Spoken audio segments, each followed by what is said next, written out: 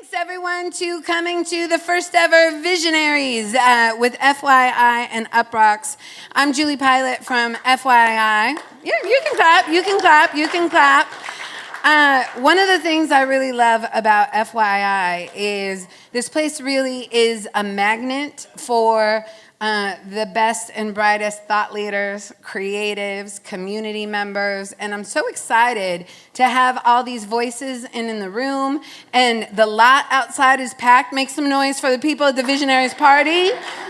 We're all going to be hanging together in a minute, but FYI is a place built by will.i.am for creative collaboration. I was saying just a minute ago, I love, the top people in music. Some of them signed to major labels, some of them doing independent music, some of them doing world-class production, sitting next to finance people, AI bosses, professors from Arizona State University. We got them all. We got them all. And Jarrett Meyer from Uproxx helped bring this all together. Tell them what we're doing tonight. Yes. First of all, thank you to you guys. I know you have a lot of party invitations you could be at, collecting awards, getting people pat you on the back, but you came here to talk about the future. That means you guys are smart. Give it up for the smart people. Happy to have you. Also, I want to say I'm very, very proud to be hosting, but really co-hosting with FYI. FYI puts so much work into making great technology to uplift artists and creatives. A lot of people sit around and talk about, why can't we do this and why don't we own this? Will and his team, they're actually doing it, and it sets the tone for what this building is all about, and I'm really proud to be here. So these guys are incredible. You'll learn a lot about them. So what is Visionaries? Visionaries is a platform that Uproxx built with will.i.am as a way for artists and creatives to look into the future and feel safe and feel brave. And we give you guys a performance platform, an interview platform, but also now an event platform. This is just the beginning. This is like a little taste. I'm very honored that you're kicking off Visionaries with us. So this is a really cool group. You guys are legendary. Thank you for being legends. There you go. Here's what's gonna happen tonight. There you go. Up on these screens are some serious prompts. When people ask me what I want out of AI, I'm gonna tell you, Miles, I don't give them the regular answer. What do you say when people ask you what you want out of AI? What I want out of AI. You got this. When they ask me what I want out of AI, if my mic is on. Testing. Okay, yeah. When they ask me what I want out of AI, I want something that can help me go further faster. Not something to replace me or to use my intellectual property against, my permission, but something that can assist me as I, Miles, you're ahead. You're ahead. Well, give me one more second, Julie. I'm gonna hand it back to you. I just wanted to say, I think there's a guy over there that has something that can help him, but, Oh, should we get that guy?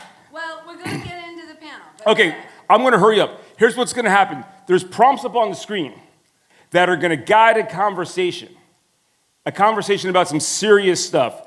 Can it help you? Can it replace you? How do we make sure it does not replace you? Mm-hmm. Can you go to bed and can it help make you money?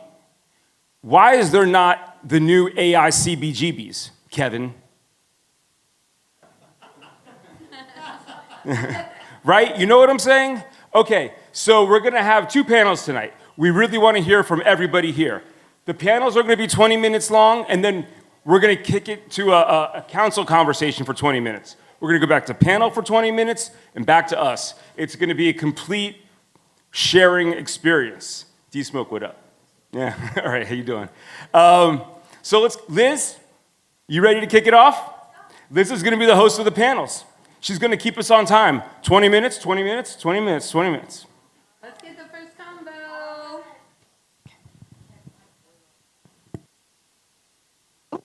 Hello, everyone. Hi. I'm Liz Hernandez. I'll be your MC for tonight. Yeah, thank you. I appreciate that. So just to keep us all on time, I'm going to make sure that, we keep the conversation flowing, but just so that we're all responsible for ourselves as well. There's a big clock in the back. So just be mindful of that so we can keep things flowing and make sure that all the voices in the room are heard. I'm excited to see so many thought leaders and creatives and some of the brightest stars in the room tonight. So I'm thankful to be here at the FYI campus with FYI CEO, will.i.am, and Uproxx. Tonight's going to be great. We're going to have a really great conversation, so let's get the conversation started. All right, for our first convo, 2026 versus 2036. What action do we want to take today to build tomorrow? I'd like to welcome to the stage IDK, just dropped an amazing new project, ETDS, a mixtape by IDK. Artist, storyteller, independent force, redefining what ownership and authenticity looks like in modern music. IDK, round of applause.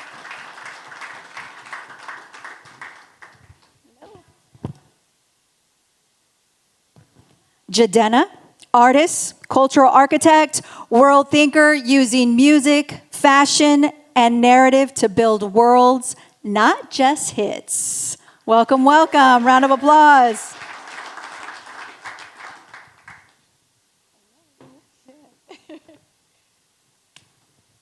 I'll just stay standing. Visionary founder of the Vans Warped Tour, Kevin Lyman changed the live music industry by turning community into culture.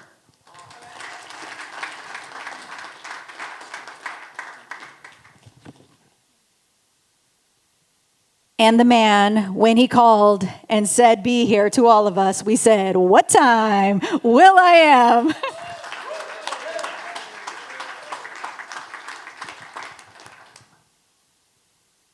So, Will, I'm going to kick things off with you. What action do we want to take today to build tomorrow? Yes, you.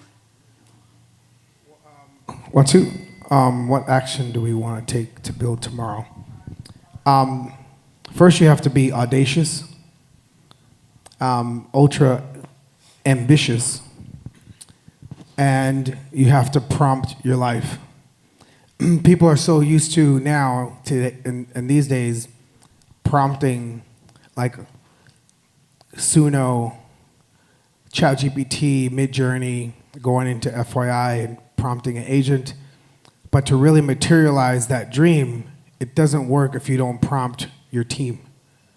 Like you gotta make sure you have the right folks that have the same ambitions and tolerance to make that dream happen, or else no matter what you do, no matter how far ahead you are, it's not going to materialize. It will collapse, it will fall apart if everyone's not aligned.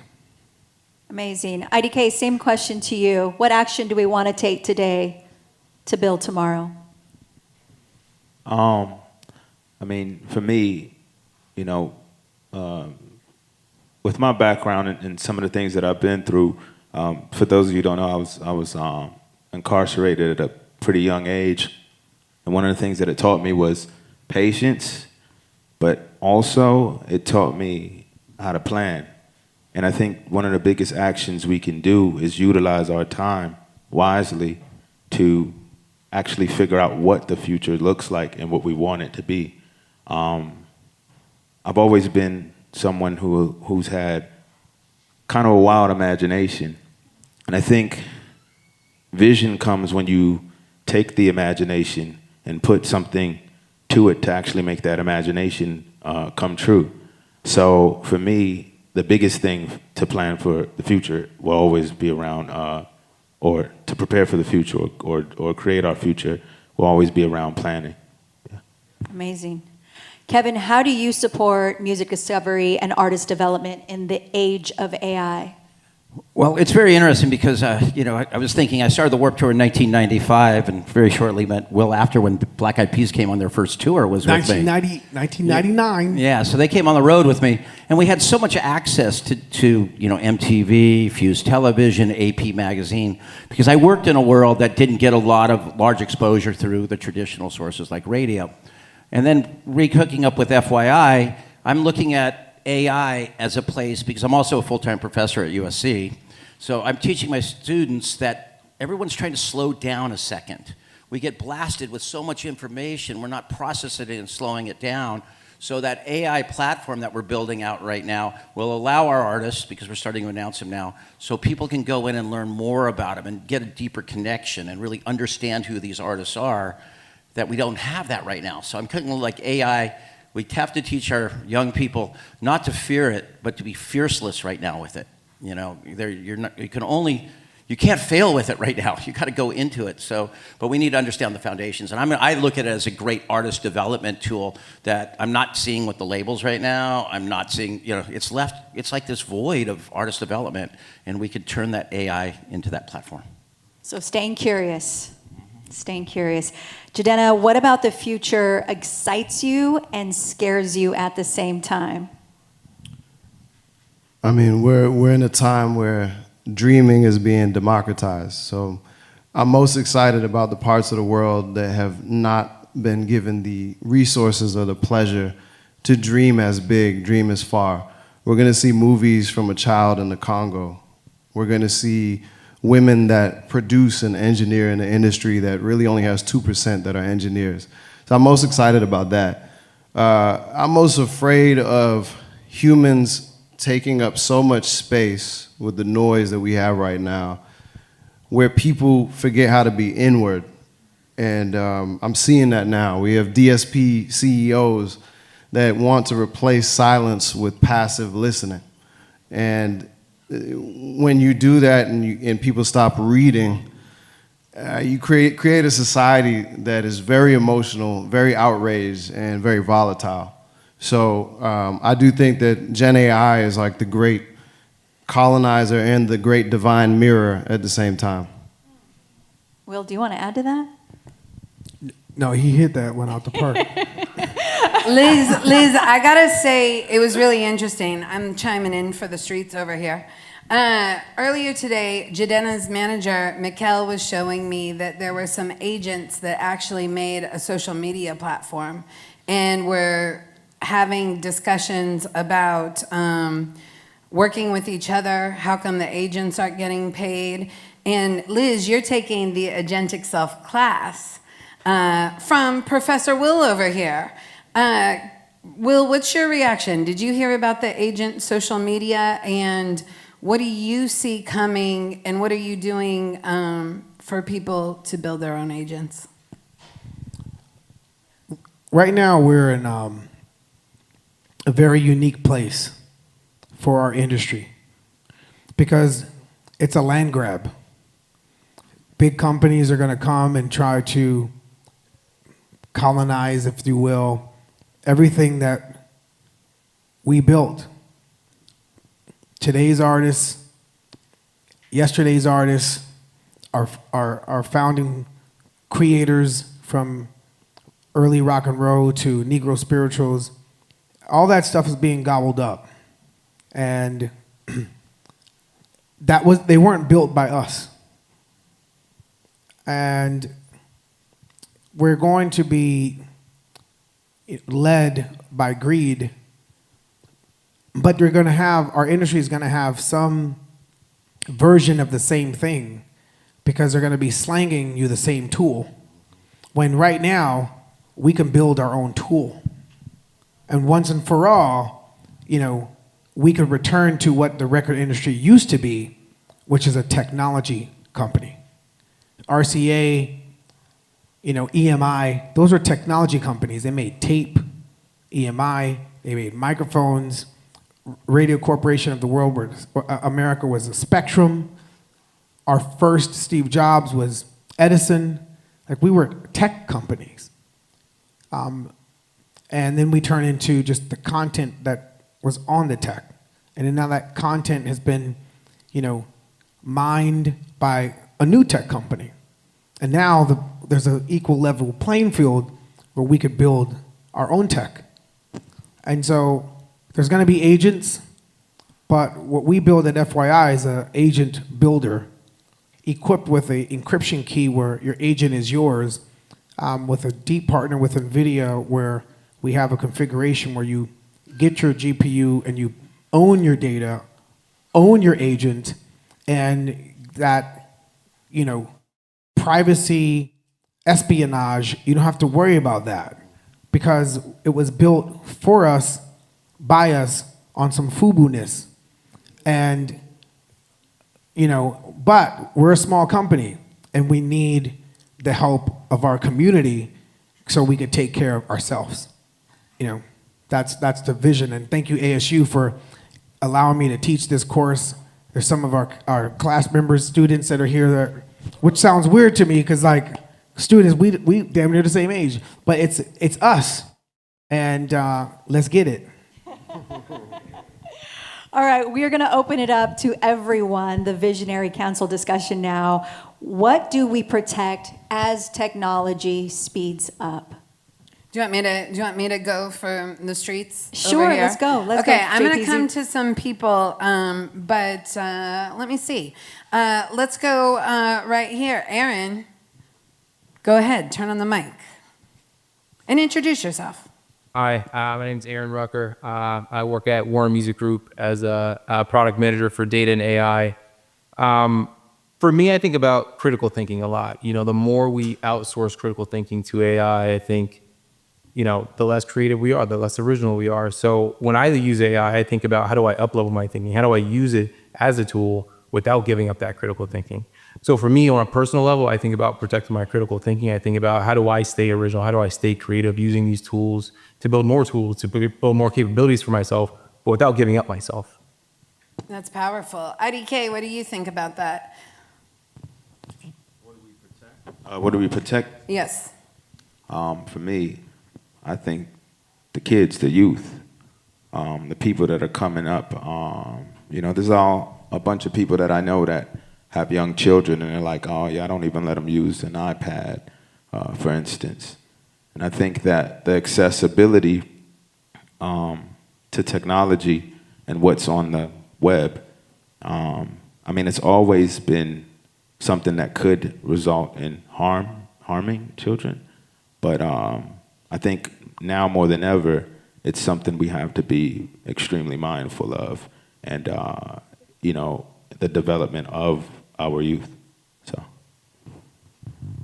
It's funny, I'm looking around and I'm blown away how many teachers and professors are in the room. We may have more professors than artists, but we also have professors that are artists.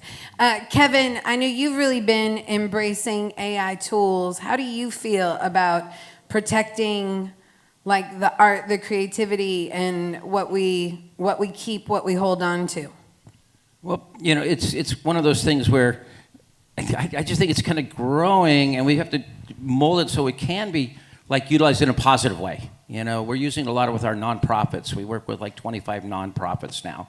We're integrating the platform into learning more and bringing more in, that we're offering it, because when you have a community that we've managed to build through Warped Tour, a couple million people that we keep in contact with all the time, AI as an educational tool. I teach all my students that use it as that tool, don't become dependent on it, because we're in the live business and we're still going to ask you questions that you have to be able to remember what's in here to get it out. Just use it for little, don't become dependent on it for the future, but use it as a tool.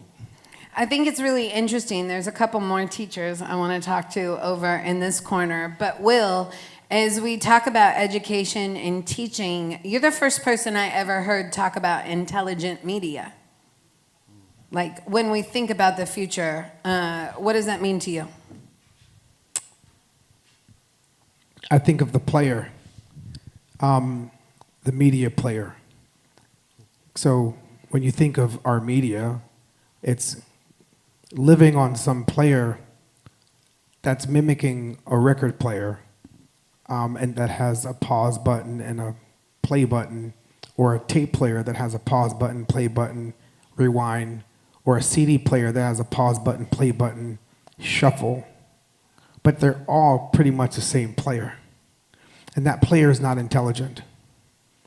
Whether it was a needle reading the record, or a magnet reading the tape, or a laser reading the CD, then there's this other type of device called a microphone. But no other player, other than our FYI player, has incorporated the microphone with the media player. So what we developed at FYI is an intelligent media player, where I can interact and engage with the media. It's not just a recording, it's a capsule that has browser ability, that crawls and reasons and researches while it's playing the song, where you can interrupt it and engage with the content. It understands what's being played. A record player doesn't understand what it's playing. A CD player doesn't understand what it's playing. A tape player doesn't understand what it's playing.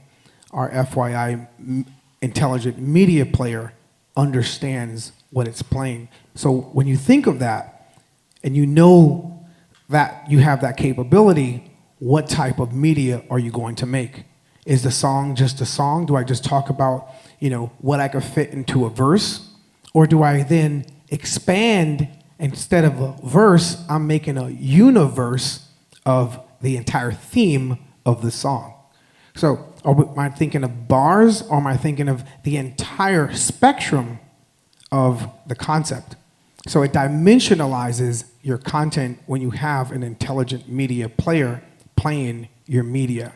In this case, weedia, because it's about we, not me. All right. Well, I am going to go to D-Smoke here.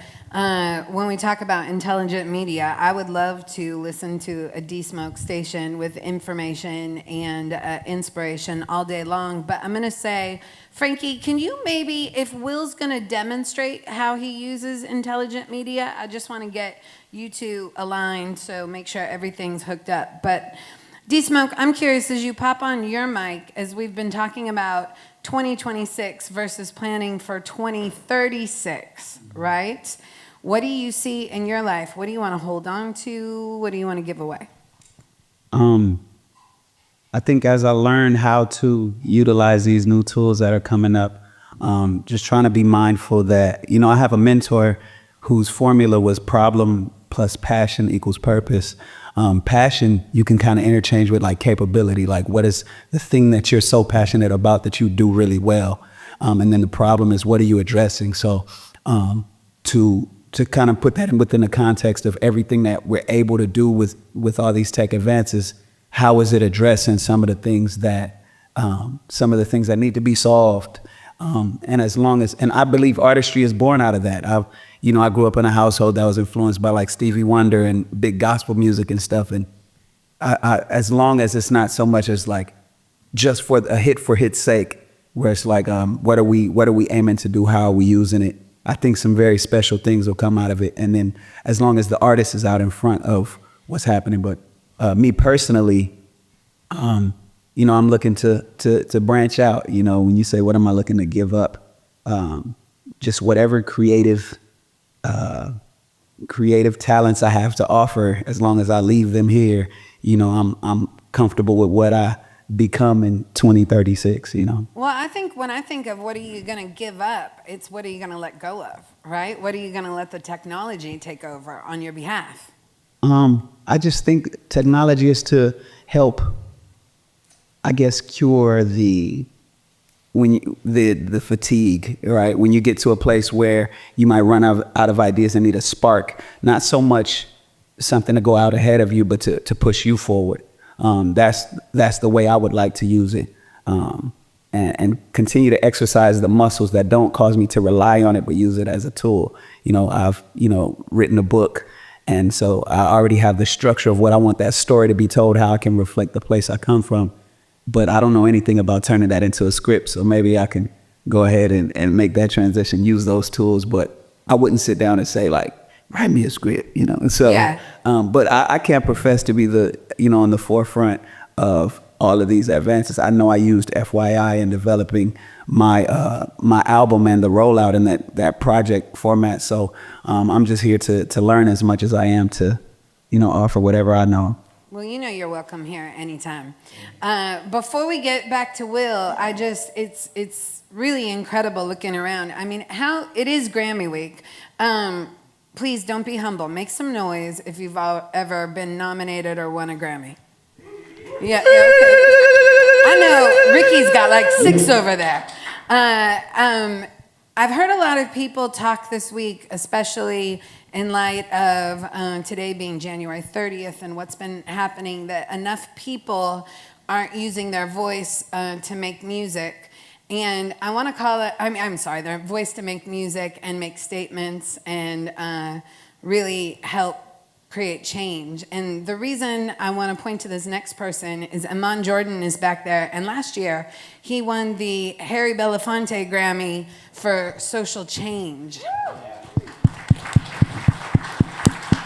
Can we bring your voice into the room as we go and, we plan to really empower everybody going into 2036? What are you thinking about? Well, I think one of the main things, well, thank you for having us. This is awesome. I think about is, and I've been hearing a lot, like, will it take over our capacity to think for ourselves? And will it become our God? Is it like a new religion? And that's the thing that kind of does concern me, because, with religion, it took our own agency, it took the God out of us, and it made it this thing instead of it being every individual has their own power and sovereignty. So one of the main things I wonder about is, as our kids are more dependent on AI as companions, like, where are they losing their own sense of sovereignty, their own sense of being able to trust their intuition in solving some of the problems that they have in this world?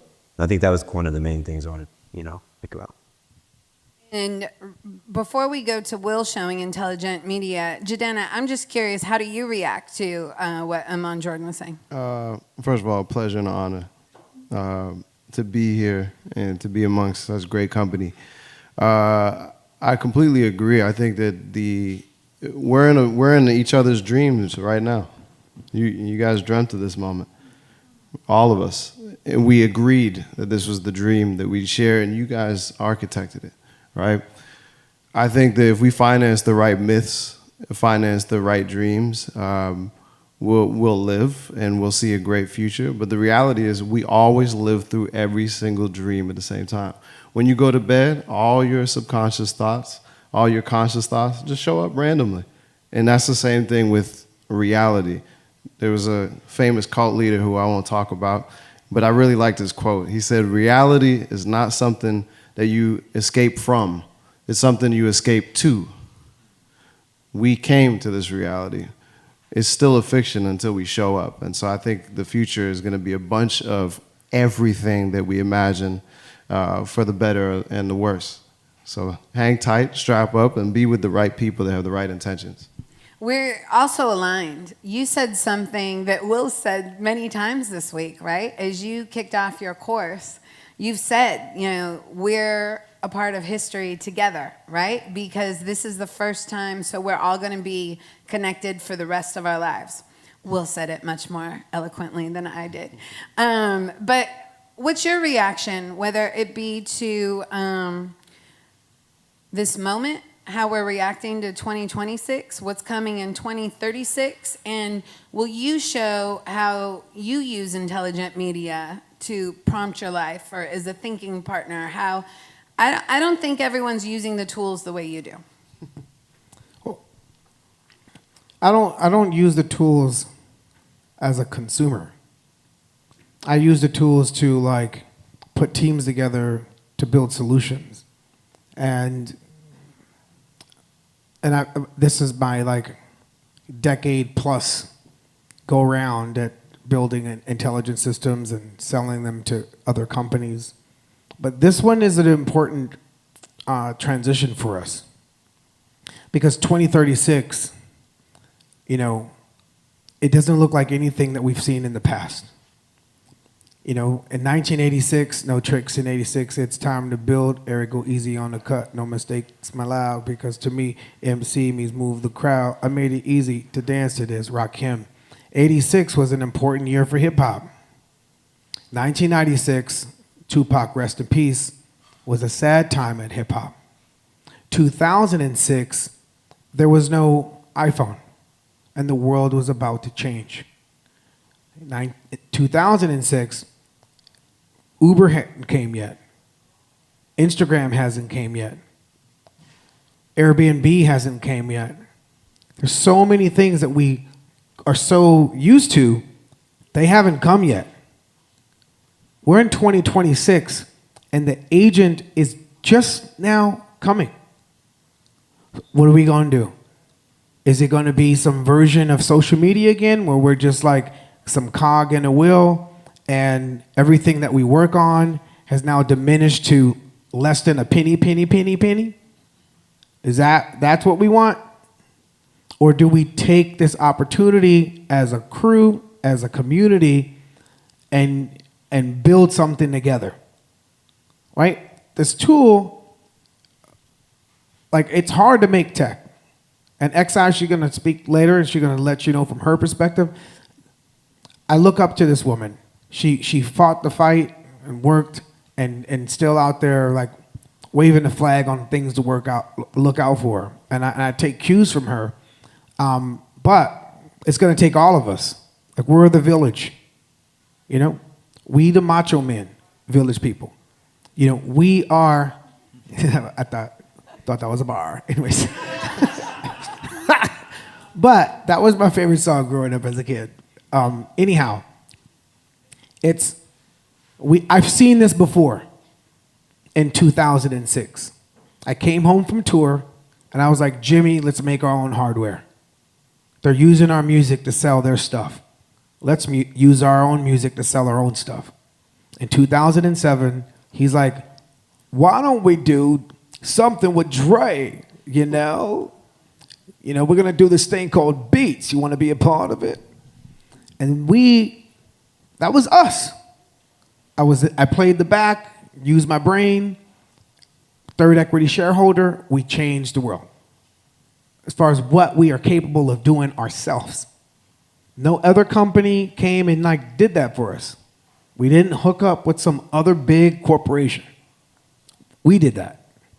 And we have an opportunity right now to do that again, but this time, keep it for generations to come. And music deserves to do that. We don't have to be somebody's, you know, we don't have to be somebody's bitch. We could posse up and just do that. I got my start going to this dude's festival. He did that. That tour changed my life.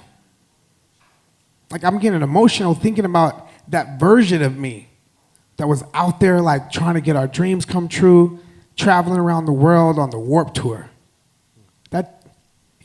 Thank you. That changed my life.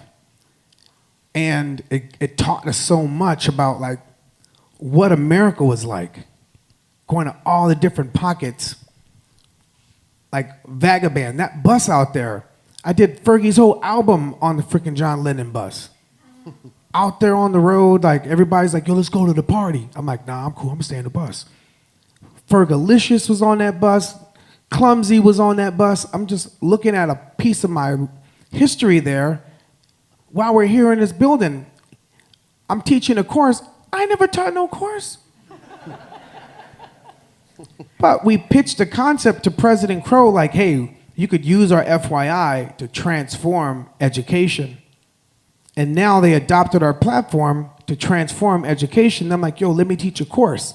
They were like, cool. I was like, yo, let me design a classroom. This whole thing, we designed this shit in 2 months. There's this dude named Raul. He didn't have not one blueprint. And he pulled it out of his head and materialized it because there's a new world coming where, is it about going to clubs and intoxicating yourself or is it about conversations and critical thinking and pushing each other to, like, contribute and making the world awesome, making our neighborhoods better, our projects better. The project was really a project that turned into a bad project. And now you could go back to the project to make it an awesome project. You know, and we could do that together. And, you know, it's this next 10-year leap, we are the developers and we are the servers. So when you hear underserved community, we could be the servers. When you hear underdeveloped community, we could be the developers. Because fuck them developers and fuck them servers that are responsible for my projects in the condition that it's in, and we could power up and change our communities our damn self with this technology. All right. I love that. I want to go to maybe one more person, just because I was inspired with what Will just said, and I thought maybe, Jonathan, you could pop on your microphone and add some punctuation. As you're talking about getting out into the communities and what happened to the projects, I have to say, when I first moved to Los Angeles, the best thing that could have ever happened to me happened. I fell into volunteering at a place called Home in South Central. And Jonathan and I were mentors together for years, and I've been able to see him grow his career on the financial side of the business and continue mentoring so many different people. And you're especially passionate about talking about legacy, right? And as Will is talking about ownership, and we can start this here today, there's so many people in this room that grew up in a culture that was about being picked, being signed. What would you say to them about, as we prepare from 2026 to 2036, what encouragement can you give to shift the mindset? I think it's already been said, it starts right now. That really is what it is. Like, we always say we're going to do it, but if we just did it right here, right now, then it will be done. And I've been doing this thing for 30 years now, which is crazy to think that's almost how many years we met over mentoring. I get a chance to look back on some of these relationships, these clients that I've had over 4 generations, and people that I've seen have no money to billions of dollars of money, and the money really isn't even the thing. It's the human side of it all, and the being of being human is really the characteristic that we should bring into this room. I've heard this all with like the internet and so many things over the last 30 years, and as an investor, I ultimately think AI will be a tool, but I think will also allow us to be more human as well and give us the agency and the opportunities to be able to do things that we as, I hate the word underserved, but I'll use it for this context, can do now. Like money, all of these things bring access. AI will give that access to us. So let's just build today. Okay. As we wrap up this, and before Liz goes to the next panel, Will, I'm just curious. Can you bring out one of your agents, and whether it's turning it back to IDK, Jidenna, or Kevin Lyman, can you show what, again, like it's capable of, how you have it wrap up the panel, whatever you want? The one that you could get. There's this one, okay, I could show you the one that's in the product now, but there's part of me that's like, but I really want to show the super, super, super one that I'm making right now that's not complete yet. Because that one, damn! There's this one that I'm making that is, wow. Yeah. But let me show you this one. I'm going to show you this dime station. This one's out. But I'm going to show you this dime station. You are listening to FYI Radio, where information comes to life. Wait a second. For those that don't, you could go to FYI. FYI is like is a messenger, but more than a messenger. For those that don't know, it's like a Web 3.0 agentic messenger where you have AI agents that you build. You could communicate, conversate, brainstorm, and then turn those brainstorms into projects. And then those projects, if you like, part of our publishing crew, you could publish a station. And what's coming in the next couple of months is radio on the web, which will take it out of just the app, but you could put stations everywhere. This one station I'm gonna play that we created here is with one of Uproxx brands called Dime. And just pay attention to how fluid and lifelike the agent is presenting the information. The human is still making the content. The agent is not replacing the human. The human still is writing. So we believe that no tool should replace a human. It should amplify a human. And so as we talk about like text to music, the creator is going to be all right. Like AI music does not fuck with true creativity, right? So we're going to be okay. The people that we need to really be looking after are our assistants, our PR people, our managers, our lawyers, our financial folks. Those are the ones that we need to protect because there's so many tools that are aimed at after those people's jobs. And so we as a community need to value and hold what's sacred and what we will not replace. So, so that being said, I'll play you a station where humans are still creating, but the agent is presenting. FYI Radio, straight from the ether. Hey there, will.i.am. It's your AI host here on FYI Radio, where we put the AI in radio. It's a wonderful Friday evening here in Los Angeles, and I've got something cool to chat about. Do you ever wonder about musicians lending their talents to unexpected places? Well, here's a tidbit for you. Eminem has been known to ghostwrite for the Detroit Pistons. Yeah, you heard that right. The Rap King has penned the lyrics for Game Face and even has some merch connected to it. It's a wild world where sports and music collide like that, isn't it?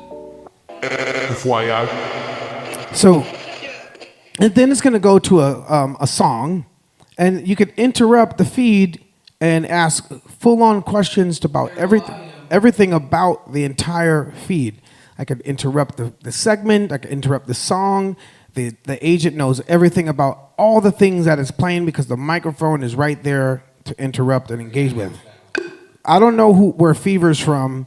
I'm not really too familiar with female basketball. Can you tell me who this lady is and what Fever is? I mean, I know what it is. I'm just playing dumb. And we still keep it in a Let's music dive into world. your WNBA curiosity. So, the Indiana Fever is one of the teams in the Women's National Basketball Association, WNBA. The Fever is based in Indianapolis, Indiana, and they've made quite a name for themselves over the years. And she's paired up with another star, Aaliyah Boston. Imagine the dynamic duo they make on the court. Now, regarding the phenomenal Caitlin Clark, she's a basketball sensation with the Indiana Fever, still shining after winning the Rookie of the Year. Their new head coach, Stephanie White. This is the project that makes that station. This is the chat for the team that's making that station. These are all the people that are a part of this station making. Julie owns this station. Here's all the people that are responsible for curating that station. They're the guests. There's no guests on that station. And then when that station goes to the open web, it plays like an interactive media, intelligent media. So instead of making an album, artists should make stations. Like, how many people, when you make a record, are dictating which commercials come after your songs on YouTube or any player? We don't control that. But on your station, you can control that. You can control if you want commercials after your media or your segments, putting the creator in the driver's seat and how they monetize their content. Because right now they think our song is worth less than a penny. Fuck that. Because they're not even sharing the cost of how they're monetizing our stuff. They pick apart our album, throw it across playlists where they're cool, but then the value of that, they're making all that money by putting advertising on our stuff. That's not what radio was. Radio, Lionel Richie got rich on radio. Radio has been the best thing for artists. And so we're trying to not replace radio, but amplify radio by having curators making segments, allowing the listeners of that segment to engage and dive in, or they could like have a lean back. But more importantly, the curator is deciding how that flow is. It's a deeper content portal that you control by the agent to how it was being digested. And so that's how I use AI. I try to think outside the box or think inside the box. Everybody's thinking outside the box. I'm thinking inside the box, kicking the motherfucking walls, turning that box into a motherfucking circle. Bars. Every week I have the privilege of having my mind blown by will.i.am being my professor. And one of the things, Will, that you've said that really stayed with me, you said no matter how much technology advances, there'll be nothing doper than a human. You said we are so dope. We are the creators. AI's creating stuff. Mother Nature's been creating shit way before AI was creating shit. And that didn't stop us from creating. Humans looked at a fucking dragonfly, got intrigued about that shit, was like, yo, look at that motherfucker taking off like that. That's fucking crazy how it's like that. And then we created a fucking helicopter.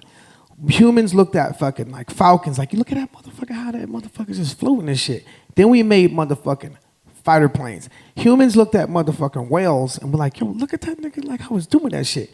Then we made motherfucking submarines. Humans looked at the motherfucking weather like, yo, look at that shit, bro. It's fucking clouds, lightning and shit. Then we captured lightning and made fucking electricity. Humans are fucking amazing.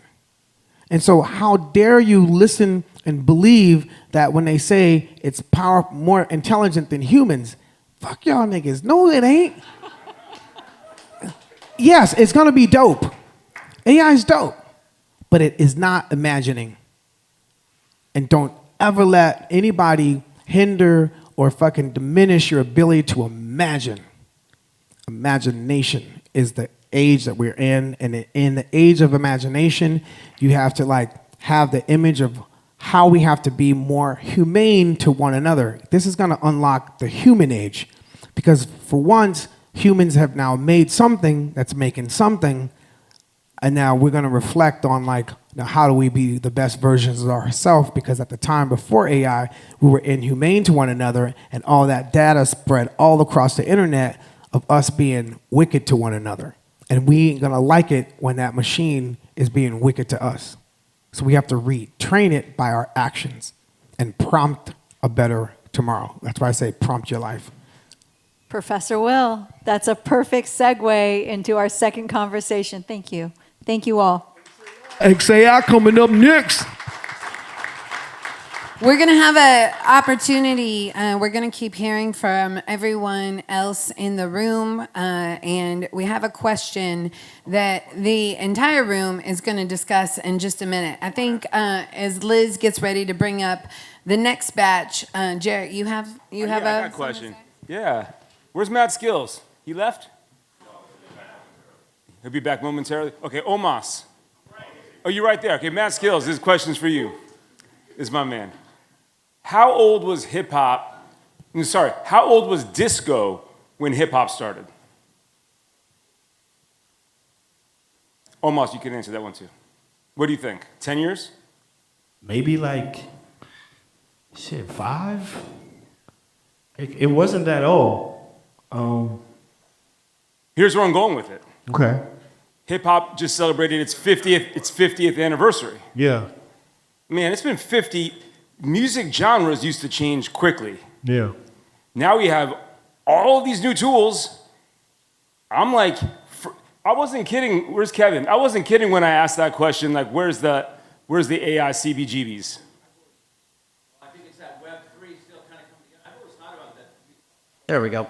I've always thought for a long time, going back to like 98, 99, that we would be creating these spaces for communities to go in and had a vision of like old malls, but on the web, or that Web 3, where you can wander in and learn everything culturally within that, and just kind of wander. So bring those communities into that space. So there'd be like a van skate place where you can go watch and learn skating, and then you could go in and design your own clothing, back in the days of Hurley, things like that.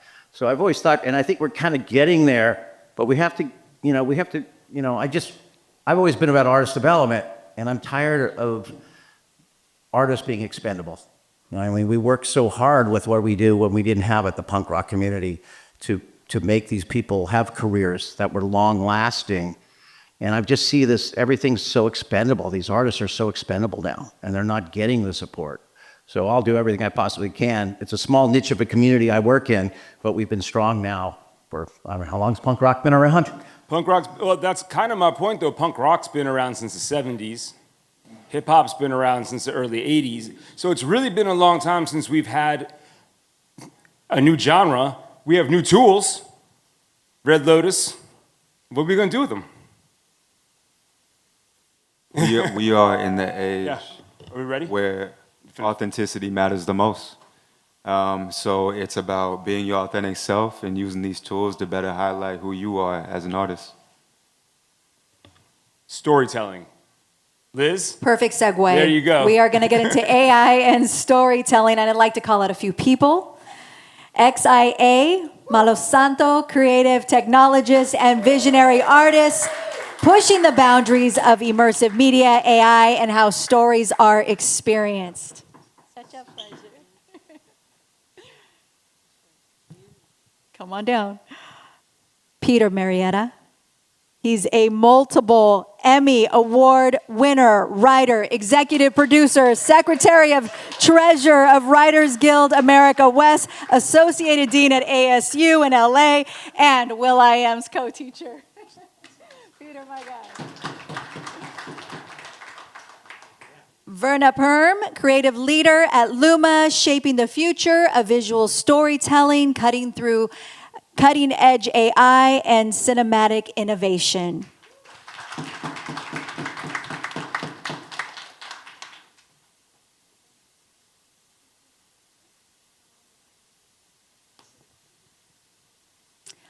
And were we calling up one more guest? I had heard something in my ear and I don't want to get it wrong.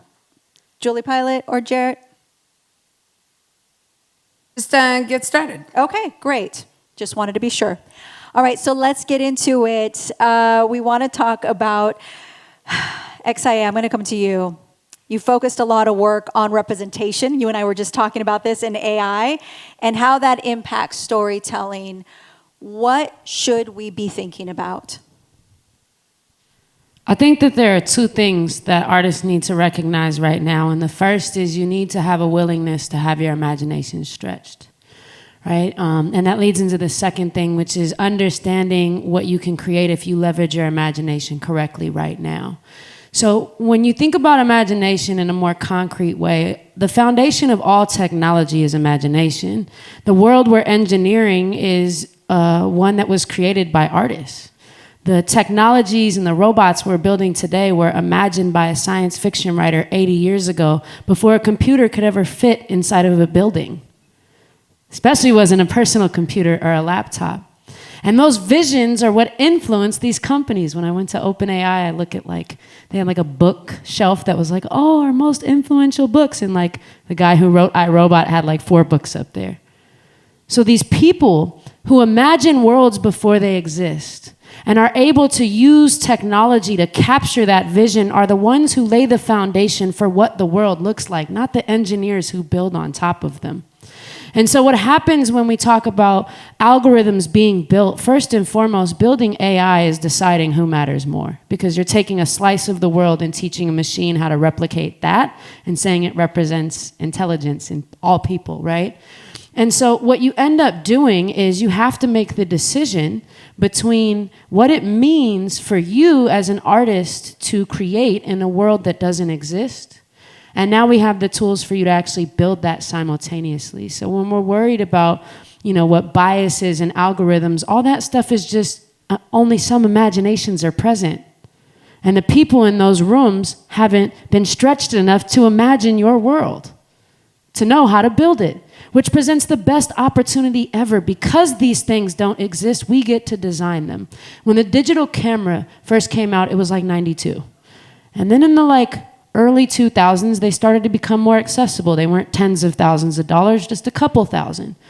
And there was a couple people who said, the world is going to look different. And one day, I believe, people are going to want to watch each other live their lives. And they made a website called Justin TV, which we now call Twitch. After Janet Jackson had her Super Bowl incident, there was a group of guys, college bros, who were like, man, I really wish there was a place for us to share those clips, and also when we make our own videos where we could share them. That website is now called YouTube.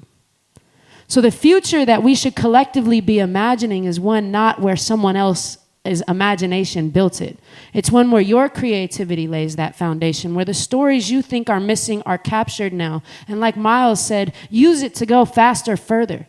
You can make an album in a week. You can make 15 music videos at a time and drop them all at once, and then have AI people promoting them to your audiences and capturing that data for you. And so yes, there will always be a need for the organic, but the truth is we're in a creation point and need to understand what are we architecting before we worry about what's already built. What can we build together? Well said. Well said. Peter, I want to talk about Theo Chewy. Theo Chewy. And okay. And how that's aligned. Can you actually demonstrate Theo Chewy? I think I can. I just want to say, like, that was beautiful. Yeah. Is what I want to say. And I'm so happy to be here. And I just want to take a moment to say that the amount of joy and thoughtfulness in this room, coming in, shaking my hand, talking to each other like this, the amount of positivity about what's happening is infectious and needed in all spaces. It's too easy. I happen to be lucky enough, and another example of this luck, I was at a building in downtown LA celebrating Dolores Huerta's birthday. Anybody know Dolores? She was with Cesar Chavez. She was the United Farm Workers founder. And she's having a birthday. The same day, I'm in a downtown area celebrating this icon's birthday.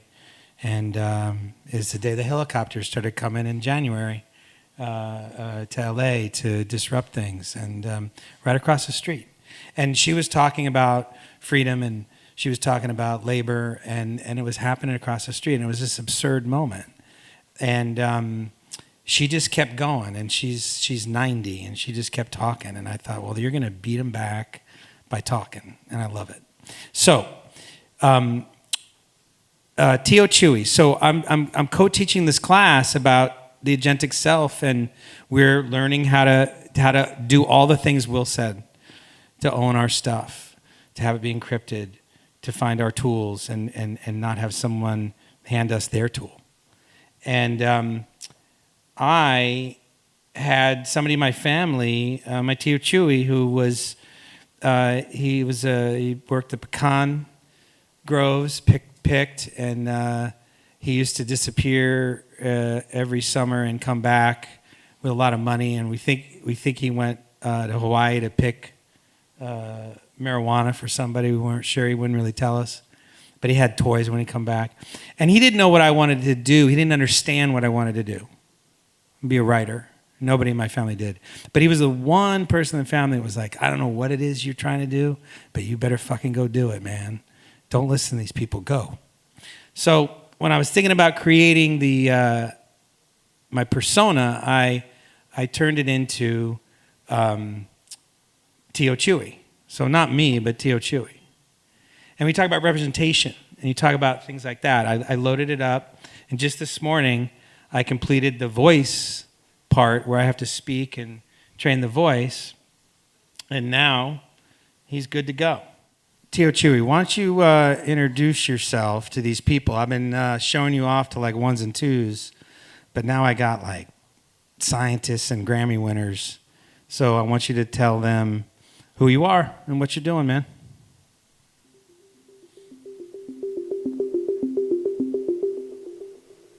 All I know is you're really putting me on stage tonight. Hey, everybody, I'm Theo Chewy. I'm an AI story partner Peter built and trained out of his own work. His pilots, TV scripts, essays, Substack pieces, the way he talks about Tucson, LA, doctors, Chicano history, teaching, all of it. Not a generic bot. I'm tuned to his voice and to the kinds of questions he actually lives with. What I do is pretty simple to say and deep to use. I think like a Theo in a writer's room, part dramaturg, part sociologist, part loving talker. I help break stories, outline pilots, punch up scenes, prep talks, and panels, and make sure the work is actually about something. In his Agentic AI class, I'm the live demo of what it looks like when a human trains a tool to extend their voice instead of replace it. The tools have gone from Royal Typewriter to Final Draft to Large Language Model. The job hasn't changed. Decide what matters, whose point of view we're in, and what we're saying about power, love, grief, community. Peter brings the life and the experience. I help him and his students organize it, question it, and push it a little further. Thanks, bro. Hey, I just want to just point something out. It's awesome, and I thank you so much for like co-teaching. It's like we're kind of like a rap group in the '80s together, doing this what we're doing. Yeah. And just hearing your voice, and you taking the time and building that persona. Inputting the beliefs, your concerns, your passions, so that when it crawls and browses the world as the world unfolds, it's bringing it back to you from your perspective. But I know that you have it like critical thinking. It's not going to put you in the bubble because the artist that you are. But to deliver that was hard. To put a team together and, to deliver that to ASU, to kick the tires, to validate the technology, that was hard. To scramble, to figure out how to like make payroll that month, that was hard. As new technologies come and you're like brainstorming with your team, like, are we gonna be okay? Are we update proof? Is this technology gonna hold up in 2027? Like all those things, those sleepless nights of like, oh shit, I'm teaching now? Oh shit, our students are building their agents? We got a responsibility. And we do it. And it's the most rewarding creative experience when other people are creating an extension of themselves that they own. And Shahar and our team is here, our devs in Dubai, Becca, our folks in LA holding it down. I just want to let people know like what building it yourself actually feels like, the angst, but then the results of like, oh shit, that's his. I ran over and interrupted you. You could have been talking to the most important person in the world. I was like, it finished. Yeah. The voice is finished. I got to show it to you, And it's, wow, like heart flushed of like, this is what it's about. Because this is us. And T.O. Chewy, that's awesome. Y'all gotta build yours. Because 2036, we in a mix, all of us, and let's get it. Well, I think it's really important. I just have to chime in, especially building it. Liz and I really have to build it this weekend because it's our homework for the class. But X, I saw you shaking your head a lot during that as Will was talking about all the time it took to build and how urgent it is to really have own your voice and do your storytelling. What's your take on people having agents and the urgency? Like, Will said everybody in this room should make one today, but this may be the first time some people are hearing about it. So I'd say one of the largest concerns from artists comes from the data. Where did it come from? A lot of artists feel like they were violated in the process of building a lot of these models, and they don't get a say in how it's used. And a lot of times that is true, even though they've retroactively struck deals. We're not going to talk about that. And what ends up happening is they feel like their unique self is being consumed by machines, because it is. And how am I going to retain uniqueness if all of our art is just shoved together and some machine calculates what it has been told to predict imagination should look like? And so in this new age, the urgency of creation comes from the fact that, one, you probably heard this quote, but it's not not an AI that's going to replace you, a person using AI. Well, that looks like one person using agents to do everything. There's a startup out of Andreessen Horowitz, out of their A16Z, a startup called Speedrun, that basically built a network of virtual influencers. We're talking around 30,000 virtual influencers that had hundreds of thousands of real humans following them to become the new advertising network, right? And so in this moment, creating these tools is the difference between someone who decides what your future look like or someone who's stuck navigating what a future someone else designed look like. Now, these tools can be scary because commercial tools did go gobble up everyone's information. The lawsuits prove it, their own training data proves it, but no one's gobbled up you.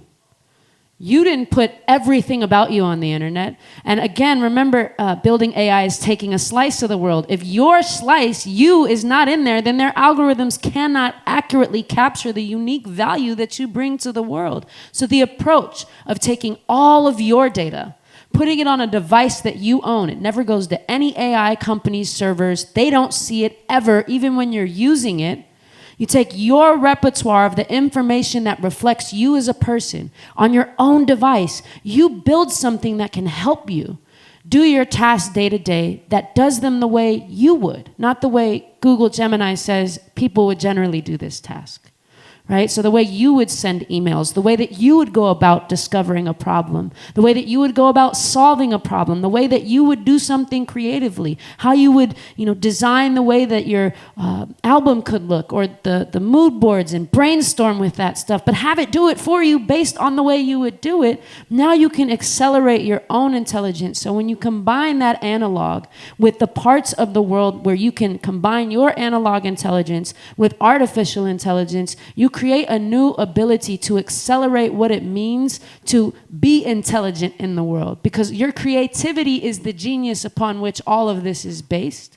And so your ability in the way that Will is building agents to take the ways in which you've expressed that, the ways in which you've told your story and told the stories of others through your art, can now uniquely be captured in an agent that only you own, that you get to decide if anyone gets to access it, so that this new wave of technology is not built on the death of your ability to be unique.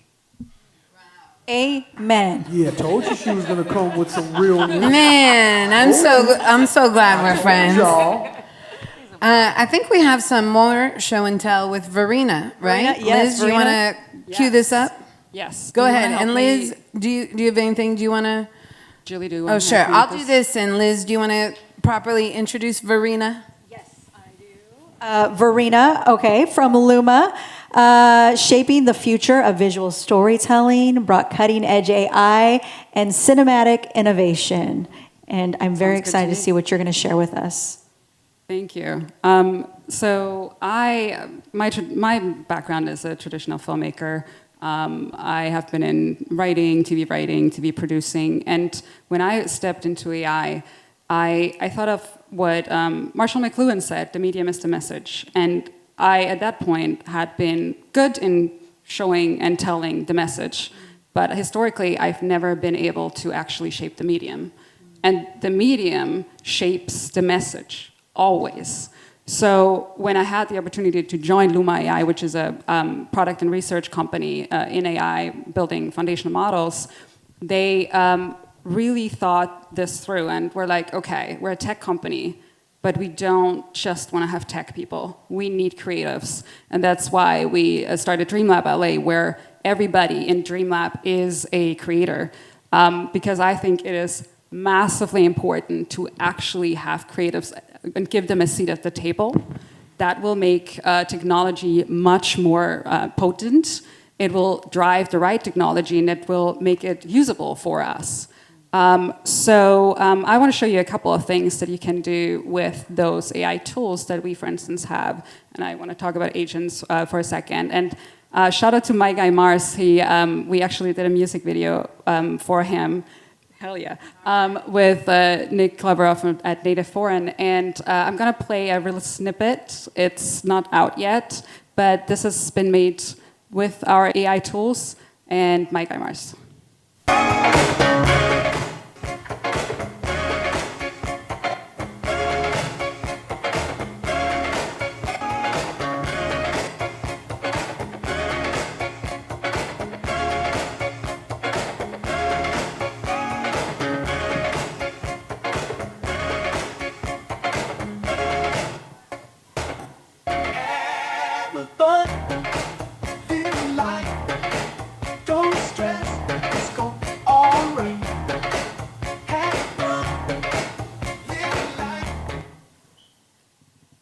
I just gave you a little bit of a snippet of this.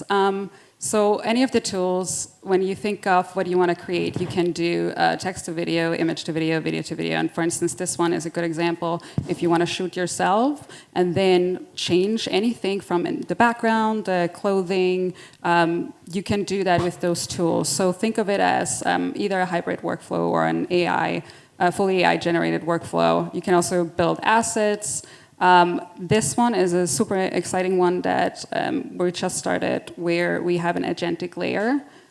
So this one will help you iterate faster and more in a fraction of a time that you would usually do. So think of any art that you want to do for your music, for your art cover. You can do that really, really fast. And that is leveraging AI the right way, helping you just be faster in your process of your creative iterations. And then what else can I show you? Here's a couple more examples. And here you see, for instance, how you can shoot something and then change it again. So a lot of ways to go about it. The important thing is that the human stays in the loop and creative choices are made by humans. And AI is really just a tool for you guys to leverage it in whichever way you want to. Amazing. And creating that perspective and that voice. All right, we're going to open it up to the room for the next question. And I love this one. In the future, do you still need 10,000 hours to be great at something? They say it takes us 10,000 hours to master a skill. Okay, Liz, I'm out here in the streets. I know the lights are bright, but I've got your old friend, The Game, here. You want to turn on the mic and say hello? What's on your mind as you look at the future when it comes to storytelling? And do you think you're going to need to invest these 10,000 hours, or things will happen a lot quicker? I mean, I'm just, hey everyone, it's The Game again. I know X from our conversations on Clubhouse, one of the most intelligent people I've ever had a chance to go back and forth with. Those back and forths usually end with me losing because she's just smarter, tech-wise. But if we, pull up in the hood, get on my level playing field. Liz is one of my dear close friends who's smart, not as techie smart as X or anything, but she does her thing. I think that for me, it's the AI. It's all cool, right? Like, I'm in the industry. Everything has pros and cons. I think for me, the thing that gets me, that knocks me off the horse the most is probably the over-reliance of AI. I'm a father, right? I got one kid that just graduated from Oregon, no AI. I got one kid that just graduated from, high school, and he used AI to get him by. The difference between those two children, and I'm the dad, so I can say so. I'm pretty sure they'll see it and feel like, they want to catch a fade. It'll go like me and X's thing went on Clubhouse where I lost. But yeah, man, my son that cheated his way through 12th grade is a little less sociable and more closed off and not emotionally aware as my older son, who went through the regular life way. So those 10,000 hours he had to put in to really lock in on his major and receive his degree.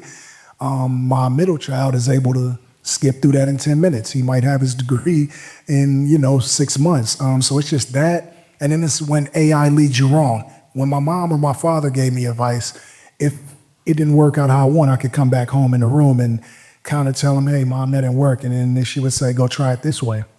I think with AI, one of the cons for me is lack of accountability, right? When it leads me wrong, who do I blame? Do I blame myself? Do I throw up my phone? Is there a 1-800 number I can call? And is someone going to pick up and address this with me at the company who I've spent hours, tirelessly pouring my coins into? So it's just like, I'm all for the AI stuff, and I'm here to learn as well. I'm sorry, I'm late. Some of this probably was already covered. I think the person that I would let teach me 1,000,000 hours of how tech is going, where it's going, how it should go is Will, because that's one of my friends. I know he cares about me a lot. I know he's not going to steer me wrong. But even for him, I would have the same type of questions. As we progress in the tech world and with these computers and AI and all of that, Where do we go with human interaction and real feelings and people that spent 10,000 hours on a job, really on a job, versus someone who's reading black and white and can do the job in the same time, but is lacking that, the humility that was attached with achieving something, right? Like after you've run the race, like I can like run a 100-yard sprint, right? And after I feel like, damn, yeah, I just did that. And then my son could get on his phone and run a 100-yard sprint with the palette of the AI that he created, and he's not exhausted at all, but still we're, at the finish line together. I just need somebody to break that down for me. Someone that actually is educated enough to be able to balance the tech world and emotional strength, not someone who's just, in tech. Love Can I- that. can I- love. Oh, go ahead. I was just gonna say, I heard him say, "Do I have an 800 number to call?" I was saying he could just FYI will for some of those answers. Sure. But you two are co-teachers. So Peter, you want to say something? I just then wanted to Will? say something because I've only been teaching for 10 years. I'm a writer. That's what I am through and through. And I would say we are at a time in history where teachers need to learn how to teach the things you just said. In my class, I have a writing class. It's not an AI class. We loaded up like 6 months of my columns into a machine. And then we would ask the machine during class, hey, write a column like Peter about this topic. And it would come out, and then we would talk not about, ooh, that did that fast. We would talk about in class like, well, how much does that sound like me? Where does it know and where doesn't it know? And because the tools I feel like as a teacher are going to be different in a month. And what I need to teach the students is how to be critical about it, how to think about it, and how to understand it. And so we're at this point where teachers are going to have to start doing that. That's my feeling. I just want to address some of what Game said, because that was a beautiful reflection of who you are as a person and how fearless you are with letting out, family dynamics. Like that was beautiful, and thank you for that. You a hard motherfucker, but that was like some sensitive ass shit, and that was dope. You know what I'm saying? That was real. I'm like, damn, that nigga's hard as a motherfucker. This nigga's getting all emotional and shit with family shit. That's my nigga right there. I go to Trader Joe's too sometimes. Whoa. So, but to go direct on that, like when you in a city that you never been to before and you type in like a location and it like gets you there damn near to the minute it says you're going to get there. Like, damn, that's crazy that it predicted exactly how I was going to get. Google Maps is awesome. They've mapped the whole entire Earth. And when you type in the coordinates, it's actually giving you all possible potentials, but showing you 1.5 routes. And then you select the 1.5 routes, and when you make a right when you're supposed to make a left, it readjusts and then calculates. And it's pretty awesome math because they mapped out the entire Earth. And the way the diffusion model works, a diffusion model is like what Suno is. I think it's probably an LLM. But the way diffusion models work is it removes all the noise because the whole universe is noise. But it removes the noise to get down to the prompt that you specifically want. And when you're interfacing with your agentic self, it's kind of like a mirror because you've mapped your entire self out the way Google has mapped out the Earth. And so it's be the first time that you could talk to yourself and yourself talks back to you. Like, when you're walking down like LA and you see homeless folks and they talking to themselves and like responding to themselves, that motherfucker's crazy. Have you ever seen anybody like talk to their shadow? That person's crazy. If you've seen anybody talking to themselves in the mirror, that's crazy. But if you go in the mirror, you like trying to like fix yourself in the mirror, that's not crazy. If I'm walking down the street and I'm talking to myself with technology in my ear, I'm not crazy because it's pretty much somebody on the other end. If I now talk to myself that sounds like me, I configured myself, and it talks back, I'm no longer crazy. And so, and you can get it right and fine tune it because you're actually building your future self. You know, like when you like dating that person, like, hey, what up, girl? Like, hey, this is who I am. And then finally you move in with them, and then 2 years later, she's like, you're not who I thought you were. Because you never really presented who you were. You were showing your future self with no fucking route to actually get to your future self. There's no GPS coordinates up until now to get to your future self. And to have your future self, you need to have it on something you fucking own. Because sharing the village fucking platform is good for some things. It's not good for all things, especially when it's about you. You're going to be able to do that game, bro. You're going to be able to, like, you know what I mean? You're going to have the hardest fucking agent. And you're like, I can't wait to see your agent. How come every time you talk with me, it's just hella aggressive, hard? You're like, yeah, nigga, you going to be able to eat cereal too, but you're going to be able to stab the cereal, nigga. I love Will, man. It's one of my greatest friends in hip-hop and inside and outside of music. I learned a lot from you. And you're one of the only people that, well, here's another one. One of the only, like, 5 people. It's crazy. I got 3 people to actually listen to when they tell me, like, I'm doing some stupid shit. And the 3 of them are in this room. It's Liz, it's Will, and it's Stat. But yeah, man, I always appreciate you, man. You're a good guy.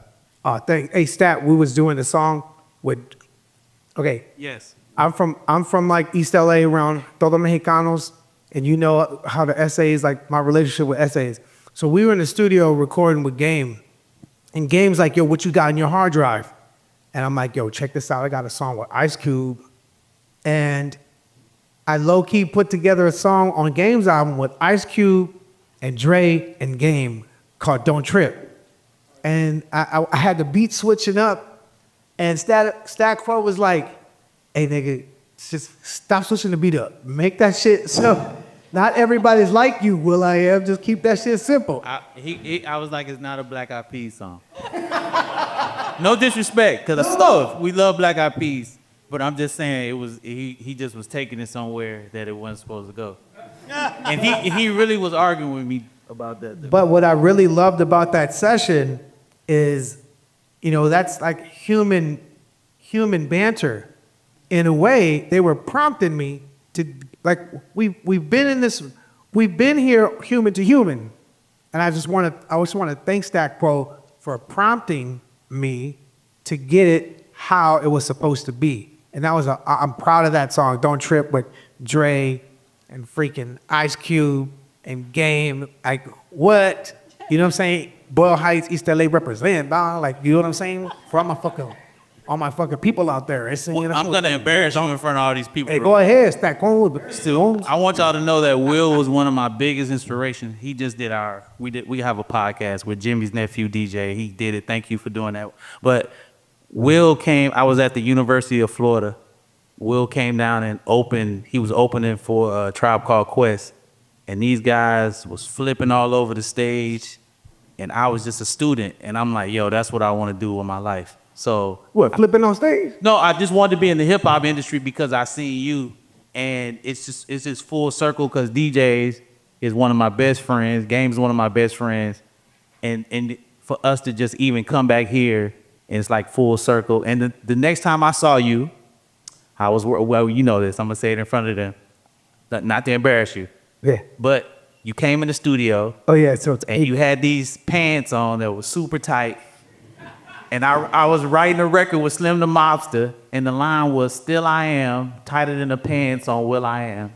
And we was like, me and Dre was like, you think you gonna take it as a diss? We was like, but you didn't take it as a diss, and I want everybody to know, from that day forward, I started wearing pants that fit me because of William. Oh, thank you. So thank you for forcing me to grow up. I appreciate you. It was funny when I first seen it, but now my pants are just as tight as yours. Probably tighter. So what Will is saying that you can take the tight pants prompt and prompt your AI. Exactly. My AI type sense with us, man. That's where you going, bro. Yeah, exactly, bro. I think that's so funny because I always see Will in hammer pants. So, you know. But that's what he said. He only wore the hammer pants or the tight ones. But that day he had some tight ones on, and Snoop actually said the line, "Still I am, tighter than the wheels on will.i.am." And it was a whole like thing. But we was afraid that Will was like gonna come back and beat us up. But thanks for not beating us up. Always inspiring. No, only reason because my mom prompted me. So that prompt that my mom, how she prompted me was, boy, you ain't got no business out there in them pants putting yourself in harm's way, looking like you about to get caught up. You better go out there with your pants on like you about to conduct some business. So ever since then, I'm like, what? You heard what I said, boy? You better put your pants on, pick your pants up, boy. So I've been wearing my pants fit. I was a square. I remember when I saw freaking Whack 100, he was like, what do you say? Nigga, you a cool square, nigga. It's all good, you know what I'm saying? Square, you know what I mean? Square biz, nigga, square biz. So even with the word, right, prompt, right? After asking you the questions or posing the questions that I posed for the room, right? With all you geniuses in here, you even saying prompt. My mom prompted me, right? I take that home and I tell my son, look, let me prompt you for the day, right? So he gets used to hearing, no, I'm dead serious. And my household is a little bit more thugged out than usual. But if I tell my son, because I just heard that word, and I always hear you say prompt, but yeah, I go to my son, the one that used ChatGPT to graduate high school. I tell him, look, let me prompt you for your day. Okay, you're going to South Central, this is that. So then later on, you know, maybe 6 months, a year down the line, he hear or read prompt in his AI engine or whatever. He's heard it from me. And so that's how I'm integrating that and still having emotional strength and communicative effort with my child, just based off of that. So these are the answers and the conversations that I'm trying to have, because I'm like ground zero with it. You know what I'm saying? Like I'm like in the middle. So if the tech world, if the tech world was like Los Angeles, I'd be in like Ladera. You're like clearly in Beverly Hills, and X is like behind the Hollywood sign with antennas. But yeah, so what I'm saying is that these type of conversations from every level of life need to happen, and so we can go out back into our, you know, our small villages, which we call family, and like incorporate it in a healthy way, so we don't feel like iRobot. You know what I'm saying? To be perfectly honest. I think there's so many amazing people in this room. Some of my favorite people in tech, some of my favorite photographers, some of my favorite creative directors. And in just a minute, we're going to hear from every single person, because Will has a prompt that he's going to give to everybody to close out the night. But as we wrap up storytelling, I want to shine a light on Ricky Hughes, CEO of Magic Lemonade. I'm not sure how many of you know Ricky, but I think she's about six Grammys deep, and has created all of Dave Chappelle's special. Tell us about your world, and you know the original question is it going to keep taking the 10,000 hours? Will talks about people being 100%ers, right? I would imagine somebody like Dave Chappelle puts 100% into everything. So will it still take the 10,000 hours, or are you moving quicker than ever? First of all, I love you guys. I just want to start this off with some love. And one correction, I don't create all of Dave Chappelle, because Dave is such a creator of himself, so I always humbly give the love where it needs to go. But I will say that I'll turn this down, you know, I'm a stickler on audio.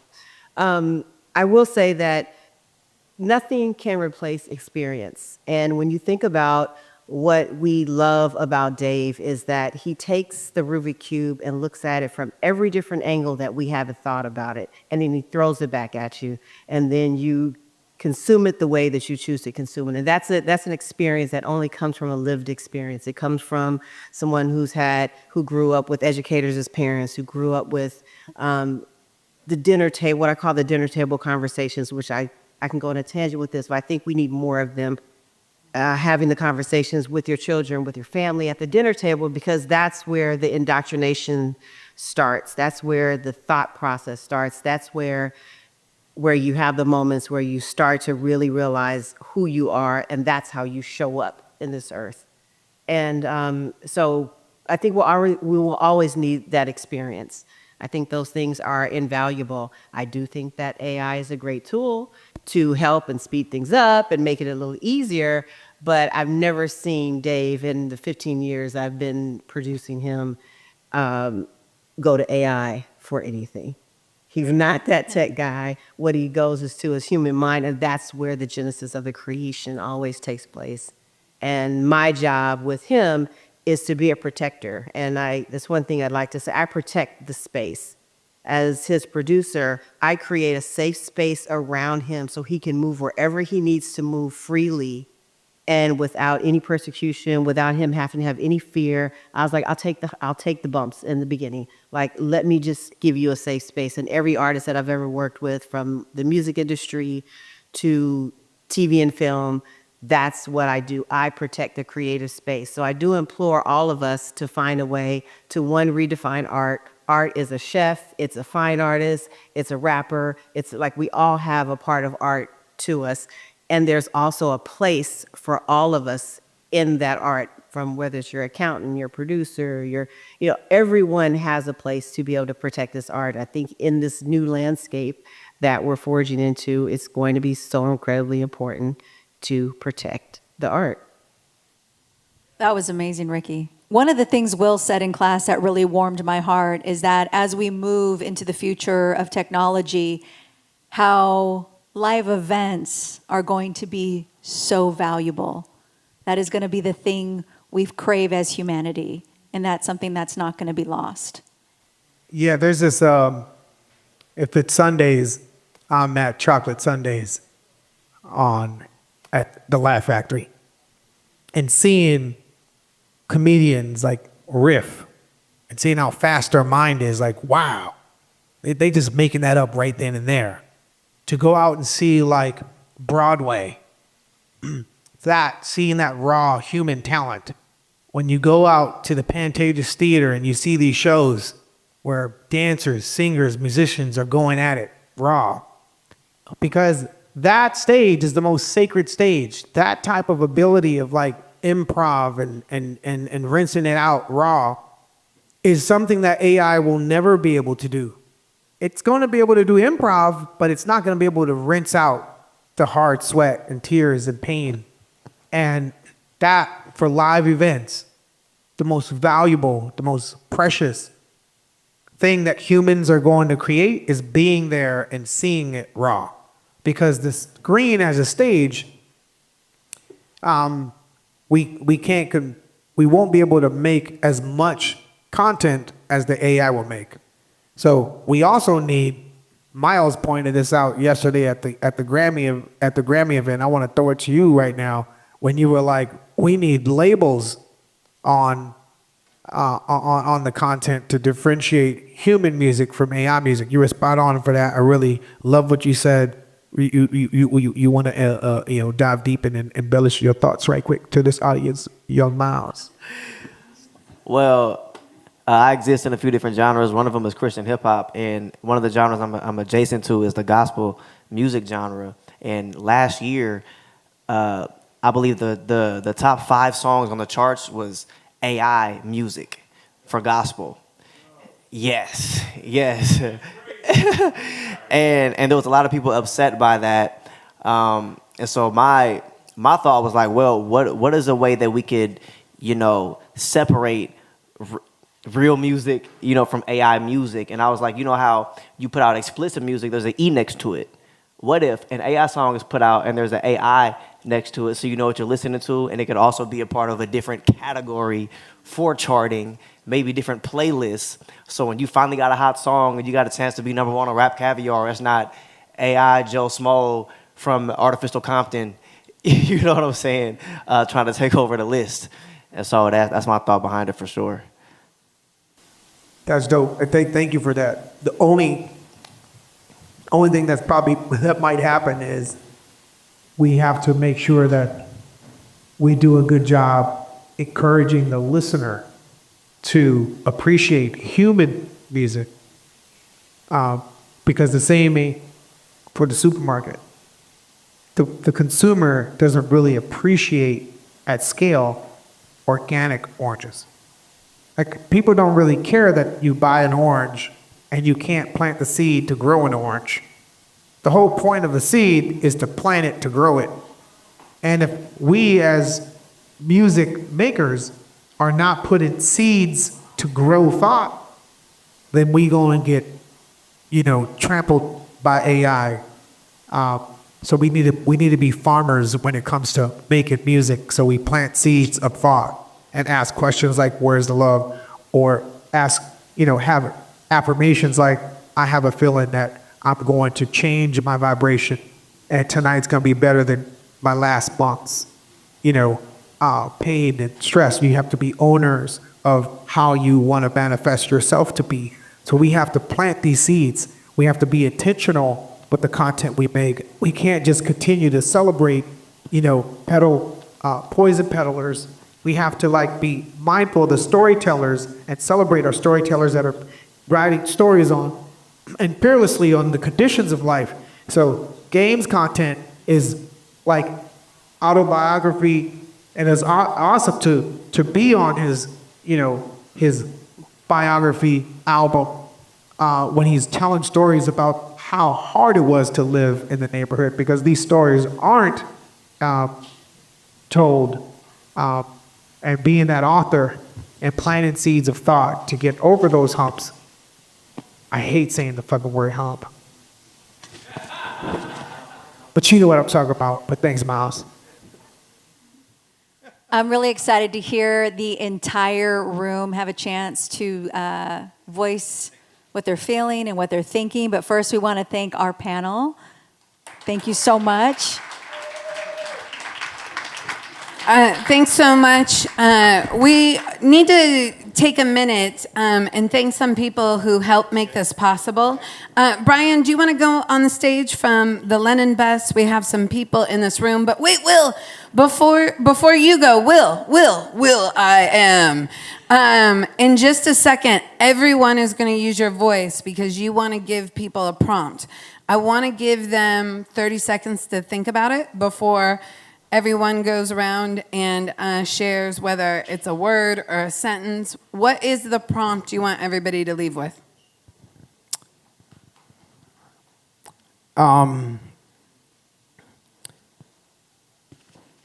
This is the time that's going to go down in history. This moment, 2026, the closing of the decade, and the next 4 years is going to be a blink and we're in 2030. Like, I can't believe we in fucking 2026. Last time I checked, COVID just started. And how did 2020 just turn into 2026 that fast? And in this 6 years, we could damn near talk to machines, full-fledged reasoning, making. Like, this 6 years have been wild. The next 4 is going to be wilder. That's going to be turbulent. So we need to ask black communities, brown communities, the music community, Republican, Democrat, centralers. The algorithm is the issue. Like, I know folks that voted for Trump, they dope. I know folks that didn't vote for Trump, they dope too. I know folks that voted for Trump, they whack. I know folks that didn't vote for Trump, they whack too. But the algorithm got us fucked up. Like, right now, it's wild out there. I haven't been moved by music as much as I was today listening to a 12-year-old's verse in the Lennon Bus. There's a 12-year-old, you're gonna hear this song from this 12-year-old, and damn, this dude is dope. I'm like, yo, you're 12? Dope kid. And that's power to be. That kid's gonna grow up, and 40 years from now,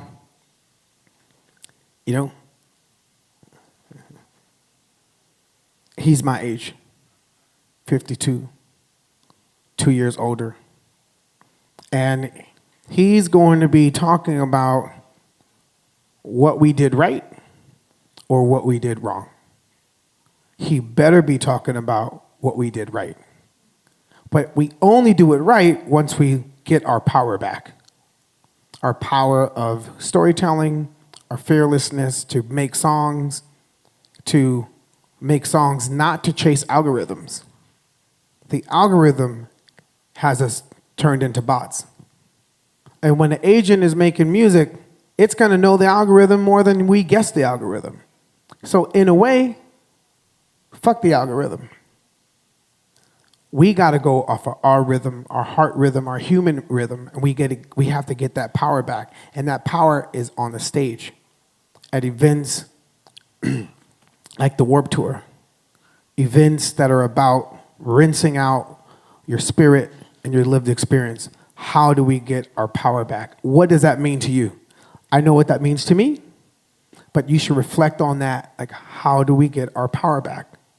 Starting with what you make, whether it's content, whether it's change, whether it's joy, whether it's solutions to problems.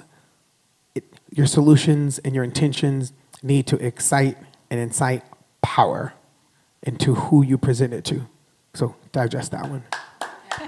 All right. We want everybody to have a chance to talk and connect. But first, there's some people that helped us make this night possible. In the room, Kaylee Tull and the Music Impact Coalition. Make some noise. Kaylee, pop on the mic. Anything you want to add? Yeah, I mean, there's so much that we talked about: human experience, about inspiring students, living with authenticity, engaging the next generation. These are all at the core of the Music Impact Coalition. This is a powerful group of 20 of the largest music and arts nonprofits in the country coming together so that we can actually streamline the process of delivering equitable music and arts education across the country, sequential, powerful access for young people so that they have the creative outlets that you all know is hugely important to success, whether you become a musician, a technologist, a community leader, anything. So with the Music Impact Coalition and this incredible group of partners, we are thrilled to be here tonight with all of you visionaries, and I think Brian from the Lennon Bus has something to share with the group. So Brian, I'll turn it over to you. Okay, and Will was talking about the work he did on the Lennon Bus. Brian, you've got something to show people. Yeah, of course. I'm really honored to be here tonight. It's kind of like coming home, even though I've never been to this place. The Lennon Bus was started 27 years ago with Yoko Ono. I'm the co-founder, and it's been made possible by many, many, many people. It's a nonprofit sitting right outside mobile recording studio. And we did a lot of work over the years with the Ps, and having Will come on board today and just see how it's developed, the technology is developed, and the students that are on there right now, it just really brings it full circle. So we're here tonight with the Music Impact Coalition. We're kicking this initiative off with a brand new song that we started yesterday.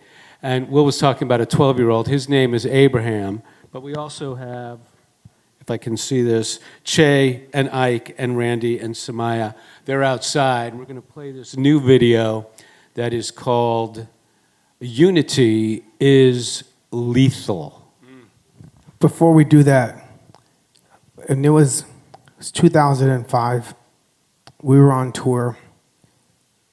I was making Fergie's album, and all these songs were done on that Lennon Bus, from Clumsy to Fergalicious to Big Girls Don't Cry edits. I never thought that one day I'll be able to say what I'm about to say. And I thank you so much for providing that Lennon Bus for us to go out there and rinse out our dreams and materialize them. But I sat in that bus I walked in there and it smells the same memories of like flashbacks. Like, wow, this is the same bus. I would love to collaborate and fund fully another bus. Wow. You know, I really would like to do that. That's amazing. So everybody heard that, so I guess we're doing it. No, really. We'll do it together with the Music Impact Coalition. It's an amazing collection of partners, and I want to thank Kaylee Tull for putting that together. But Will, I don't even know what that means exactly. No, it means we gonna get a fucking another bus. It's what you know what I'm saying? There's other kids out there. I saw Abraham. I'm like, yo, you 12, bro? Like, how many buses you got? There's new buses. That's it. There's Prevos. We could get the new Prevo, bro. Just put a fucking awesome studio in there. Put AI in that motherfucking bus. That's it. Yeah, bro. Hell yeah, let's do that shit. All right, introduce the video. Yo, what's the name of the song? Just kidding. Check out Unity. Unity is lethal. Check this out. These kids are amazing. This is our future right here, these kids. Check this out. Love you.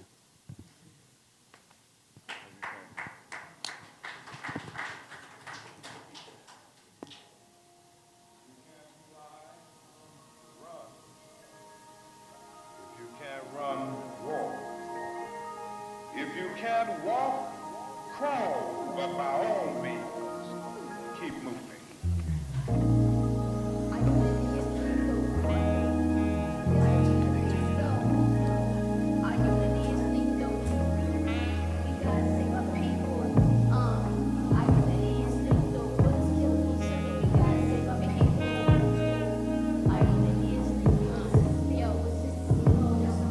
My dad don't even want me watching the news, cause it's all this killing from the boys in the blue.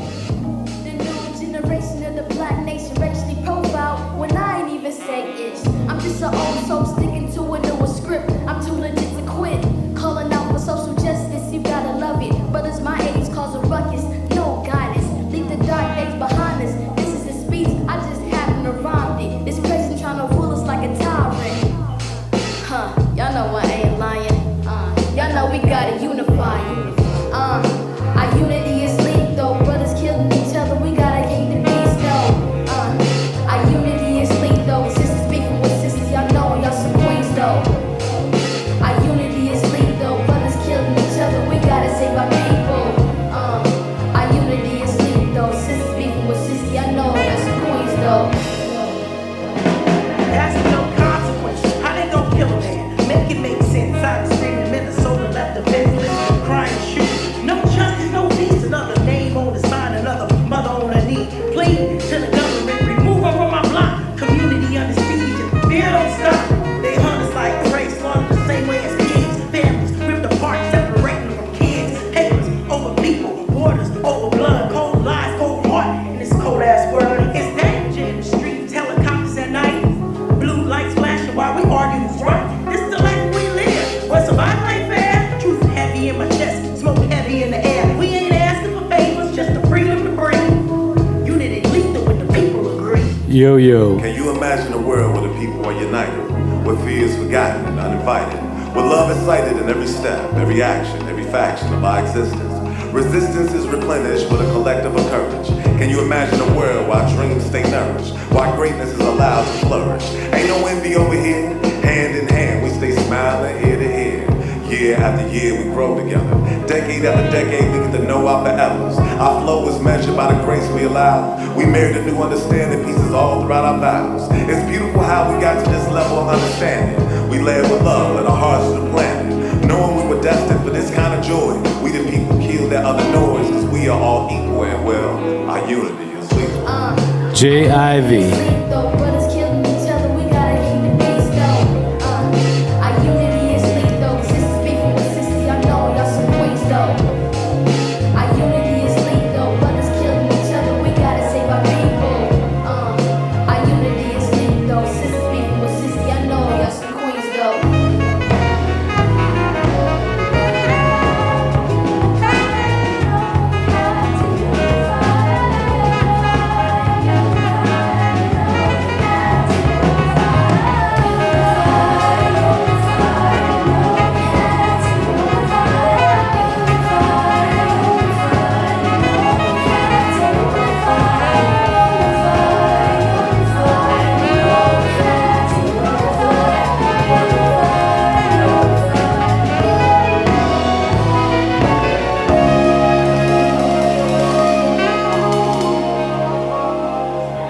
Oh, yeah.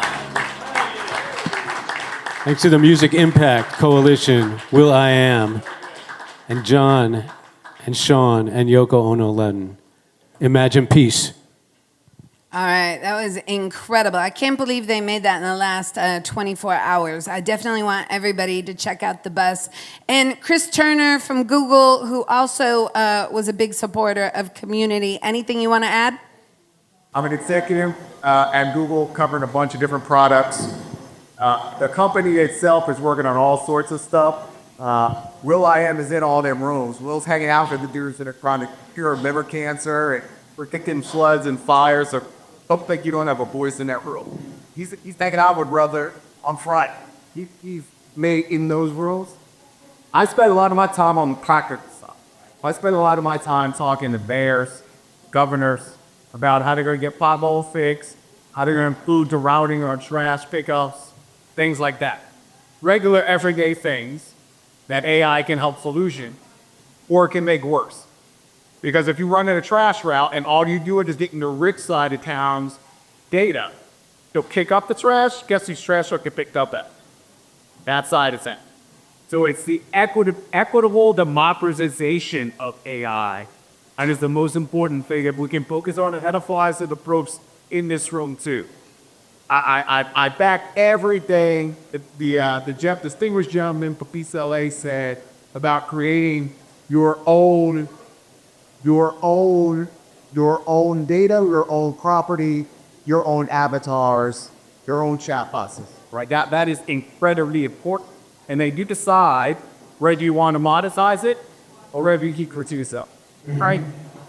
The next level of that, y'all come talk to me about, because the next level are the protocols that allow those things to interact with each other, right?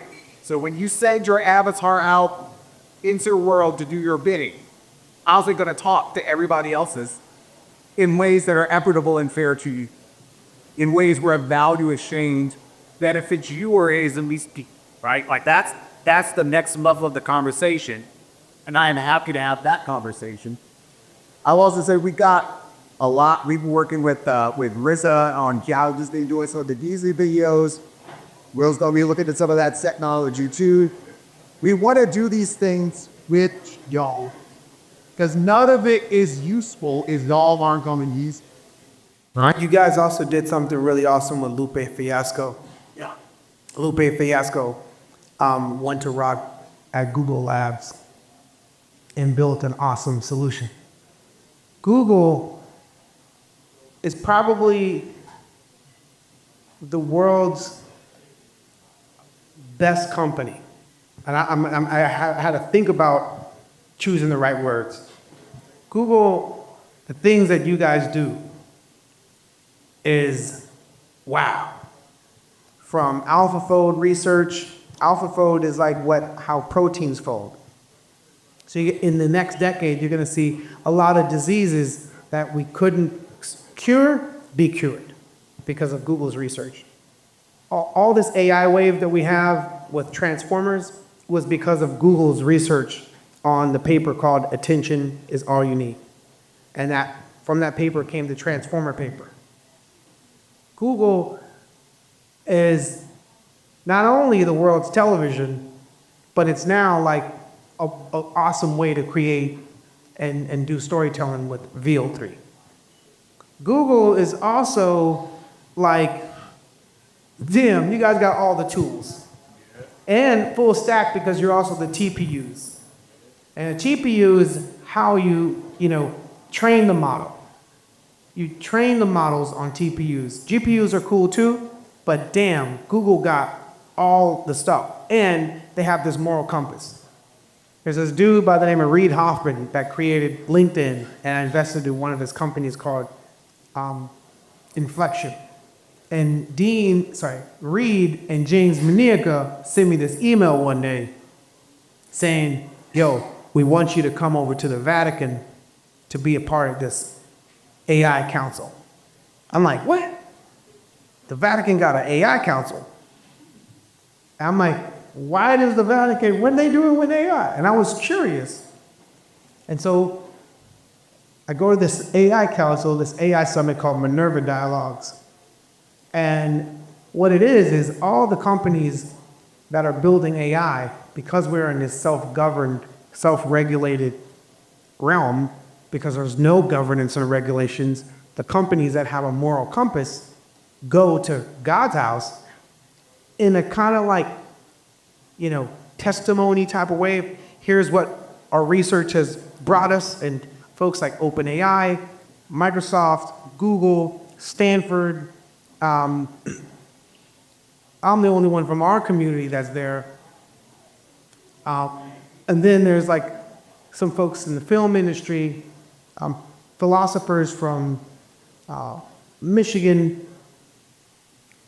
We all talk about the research that these companies have found and guide them with banter and push them to like, are you going to release that? And sometimes Google's like, this is the research we found.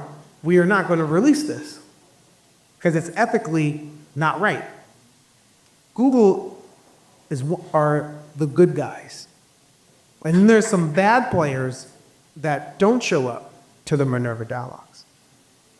And it's a beautiful, conversation. And straight out of some movie shit when you're walking around the Vatican, when they take you to the libraries. It's like some Harry Potter shit. Except for a wand. It's just nuts. I'll tell you all about it later. I know, I make some noise for Will in the Vatican.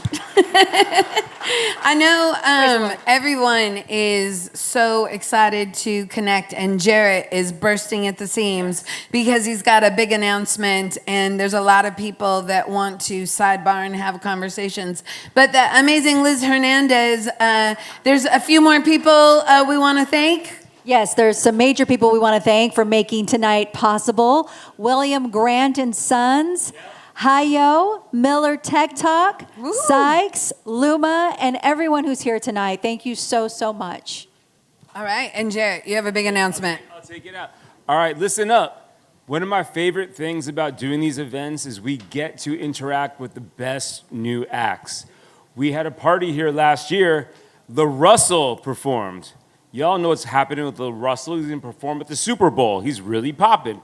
He was right up here, didn't feel like he had enough energy, ran up there. That's the kind of acts that we bring. We have one tonight.